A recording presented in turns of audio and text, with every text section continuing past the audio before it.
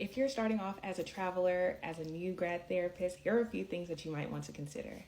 If you're looking to start traveling right out of school, it might be helpful to pick a setting that you're most familiar with, because a lot of places as a traveler, you don't have much orientation time. So if you have some degree of like a baseline from your fieldwork experiences, that might help you tremendously as you start off as a travel therapist. I think it's going to be like really important to be somewhere where you have at least some degree of mentorship and having like the amount of self-reflection to recognize like, I need some assistance. And there is no shame in that whatsoever, because like as a new grad, you've seen some things, but like it's helpful to have like another pair of eyes on like certain cases.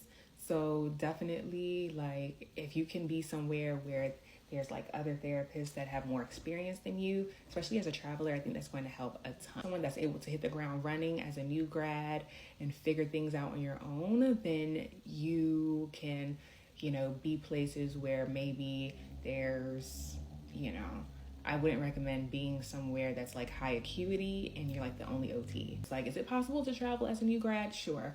But like, you kind of have to know like where your limitations are in your knowledge and like reaching out to a colleague if there's something that you have like just questions about.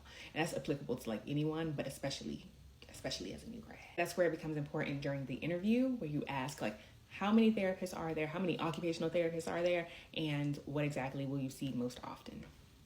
And ultimately, as a traveler, the more flexible you'll be, the more work that you can get.